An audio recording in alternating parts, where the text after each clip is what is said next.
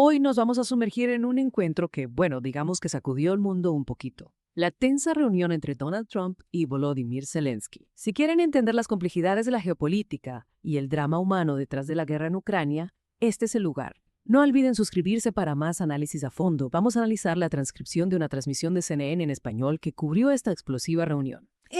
Prepárense, porque hay mucho que desentrañar. Esta reunión sí fue un punto de inflexión en la relación entre Estados Unidos y Ucrania, sobre todo con la guerra con Rusia como telón de fondo. Las tensiones, bueno, eran palpables desde el primer momento. Totalmente. Y lo primero que salta a la vista es el estilo de Trump. Frases como, puedo ser más duro que cualquier ser humano, o no nos diga lo que vamos a sentir, nos dan una idea bastante clara de la atmósfera. ¿Dirías que este lenguaje tan directo era parte de una estrategia, o simplemente era Trump siendo Trump? Es difícil saberlo con certeza. Pero lo que sí podemos decir es que ese lenguaje refleja la postura de Trump en ese momento. Proyectar fuerza y dominio, sin importar las formas. Podríamos interpretarlo como una táctica para desestabilizar a Zelensky, o simplemente como una muestra de su estilo personal, que a menudo carecía de diplomacia. ¿Y Zelensky cómo reaccionó ante esta avalancha? Porque a pesar de las diferencias de poder, no parece alguien que se deje intimidar fácilmente. Cierto. Zelensky, a pesar de la presión, se mantuvo firme. Argumentó que Ucrania se había enfrentado prácticamente sola a la guerra a pesar de la ayuda de Estados Unidos, un punto que, por cierto, desató una de las mayores fricciones de la reunión. Ahí es donde las cosas se ponen realmente interesantes. Trump contradice a Zelensky, afirmando que Estados Unidos ha dado millones de dólares y equipo militar. Incluso menciona las jabalinas que proporcionó.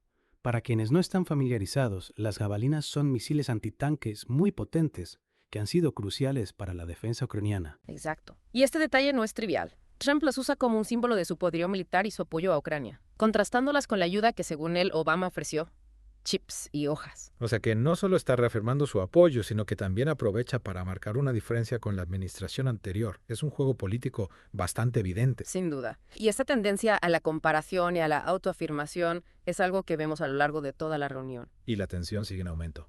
Trump insiste en que Zelensky debería estar agradecido por la ayuda estadounidense. ¿Cómo interpretar esta insistencia en la gratitud? Es un punto de fricción importante. La insistencia de Trump en la gratitud choca con la postura de Zelensky, que busca un apoyo más sólido y menos condicional. Zelensky, en esencia, le está diciendo que Ucrania necesita ayuda para defenderse, no favores que deba devolver. Y para añadir más leña al fuego, Trump defiende a Putin, argumentando que fue acusado injustamente. Incluso menciona la investigación sobre la computadora portátil del infierno, refiriéndose a un escándalo que implicaba al hijo de Biden, y que algunos republicanos creían que demostraba la interferencia rusa en las elecciones. Es un giro inesperado que revela mucho sobre la postura de Trump hacia Rusia. Minimiza las acciones de Putin y pone en duda las acusaciones en su contra, lo que contrasta fuertemente con la visión de Zelensky, que ve a Putin como una amenaza real para la seguridad de su país. Entonces, tenemos a un Trump que busca proyectar fuerza, que reclama gratitud y que minimiza la amenaza rusa, mientras que Zelensky se mantiene firme en su petición de ayuda incondicional para enfrentar a Putin. Dos visiones del mundo completamente opuestas. Precisamente. Y esta divergencia de perspectivas marca el tono de toda la reunión. Es una batalla no solo por la ayuda militar, sino también por la narrativa de la guerra y el papel de cada país en ella. Y todo esto, recordemos, en un contexto de enorme tensión, con la guerra en Ucrania como telón de fondo. ¿Qué más podemos extraer de esta primera parte de la conversación antes de pasar a analizar las consecuencias de este encuentro? Yo diría que es fundamental entender que esta reunión no fue un hecho aislado, sino que se enmarca dentro de una relación bilateral compleja y llena de tensiones.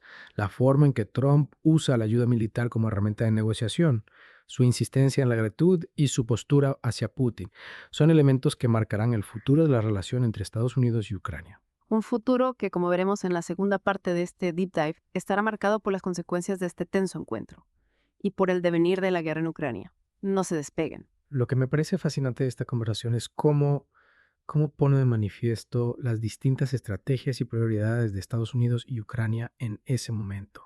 Explícame eso un poco más. ¿En qué sentido eran diferentes? Pues por un lado, Trump buscaba proyectar una imagen de fuerza y obtener concesiones de Ucrania, ya sea en términos de gratitud o de apoyo a sus propios intereses.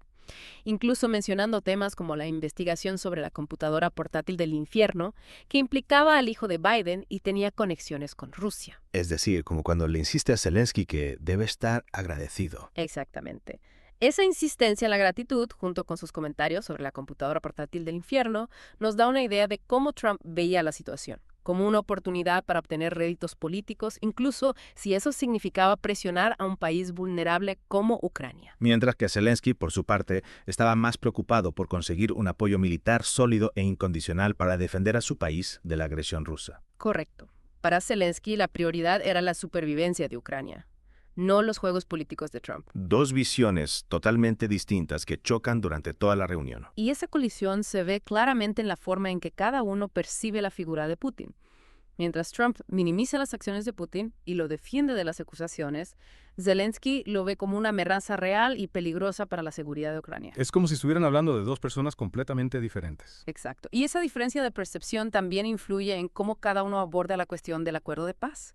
Trump presiona a Zelensky para que llegue a un acuerdo con Putin, incluso si eso significa hacer concesiones, mientras que Zelensky se muestra más reticente, consciente de que cualquier acuerdo con Putin podría ser desfavorable para Ucrania. Y en medio de toda esta tensión está el tema de la ayuda militar estadounidense. Que se convierte en una herramienta de negociación y presión para Trump. Él usa las jabalinas como un símbolo de su poderío militar y se lo recuerda constantemente a Zelensky, diciéndole: con nosotros tiene las cartas, pero sin nosotros no tiene cartas. Una frase que deja bastante clara su estrategia. Totalmente. Le está diciendo implícitamente que la ayuda militar estadounidense no es gratuita y que Ucrania debe estar dispuesta a ceder en algo a cambio. Y todo eso nos lleva a una pregunta fundamental. ¿Cuáles fueron las consecuencias de esta tensa reunión, tanto a corto como a largo plazo? A corto plazo, la relación entre Trump y Zelensky se vio claramente afectada. La falta de confianza y las diferencias irreconciliables quedaron expuestas. Y a largo plazo, aunque es difícil saberlo con certeza, es probable que la falta de un acuerdo claro y la tensión entre Estados Unidos y Ucrania hayan envalentonado a Putin y le hayan dado más margen de maniobra en la región. Es decir, que la reunión, en lugar de contribuir a la resolución del conflicto, pudo haberlo agravado. Es una posibilidad. Lo que sí sabemos es que este encuentro marcó un punto de inflexión en la relación entre Estados Unidos, Ucrania y Rusia. Y que nos dejó con muchas preguntas sobre el futuro del conflicto y el papel de la diplomacia en la resolución de crisis internacionales. Preguntas que aún hoy en día seguimos intentando responder. Pero para analizarlas en profundidad, tenemos que ir más allá de este encuentro específico y observar el panorama general. Exacto. Tenemos que entender cómo esta reunión se enmarca dentro de la dinámica de poder en las relaciones internacionales. Y eso es precisamente lo que haremos en la tercera parte de este Deep Dive. Analizaremos las implicaciones de este encuentro para el futuro de Ucrania, de la región y del mundo en general. No se lo pierdan. Si miramos más allá de este encuentro en particular, ¿qué podemos aprender sobre la dinámica de poder en las relaciones internacionales? Bueno, lo que vemos aquí es un ejemplo clásico de cómo una potencia mundial como Estados Unidos puede utilizar su influencia y recursos para presionar a un país más pequeño, como Ucrania en este caso. Y esa presión se puede manifestar de muchas formas, ¿no? Desde la ayuda militar condicionada hasta las exigencias de gratitud, pasando por la intromisión en asuntos internos, como la investigación de la computadora portátil del infierno. Exactamente. Y también nos muestra cómo las personalidades y los estilos de liderazgo de los líderes pueden jugar un papel, digamos, crucial en las relaciones internacionales. En este caso, el estilo confrontativo y directo de Trump chocó frontalmente con la postura más diplomática de Zelensky. Y esa diferencia de estilos, claro, dificultó aún más la posibilidad de llegar a un acuerdo. Lo que nos lleva a otra pregunta importante: ¿cómo podemos analizar este encuentro desde una perspectiva histórica? Es importante tener en cuenta el contexto en el que se produjo la reunión. Ucrania estaba en medio de una guerra con Rusia y dependía en gran medida de la ayuda estadounidense para su defensa. Es decir, que Zelensky se encontraba en una posición vulnerable. Así es. Y la forma en que Trump manejó la situación, utilizando la ayuda militar como herramienta de presión y minimizando la amenaza rusa, nos da una idea de su enfoque de la política exterior. Un enfoque que algunos podrían considerar como pragmático y otros como poco ético. Sin duda. Este encuentro nos obliga a reflexionar sobre los límites de la diplomacia y el papel de la ética en las relaciones internacionales. Y también sobre las consecuencias a largo plazo de las decisiones que se toman en momentos de crisis. Claro, las tensiones generadas en esta reunión tuvieron repercusiones en la relación entre Estados Unidos y Ucrania, e incluso pudieron haber influido en el curso de la guerra. En definitiva, este encuentro entre Trump y Zelensky nos ofrece una visión fascinante, aunque inquietante, del funcionamiento de la diplomacia y el poder en el escenario mundial. Nos muestra cómo las decisiones que se toman en los despachos pueden tener consecuencias de gran alcance, tanto para los países involucrados como para la comunidad internacional en general. Y nos deja con la importante tarea de reflexionar sobre cómo podemos construir un mundo más justo y pacífico, donde la diplomacia y la cooperación prevalezcan sobre la confrontación y la coerción. Un mundo donde la ayuda y la solidaridad se ofrezcan de forma genuina, sin condiciones ni exigencias de gratitud. Un mundo donde la paz y la seguridad no se negocian a expensas de la dignidad y la soberanía de las naciones. Ese es el reto que tenemos ante nosotros. Y es un reto que debemos afrontar con responsabilidad, sabiduría y compasión. Porque el futuro de la humanidad depende de ello. Gracias por acompañarnos en esta profunda inmersión. Hasta la próxima.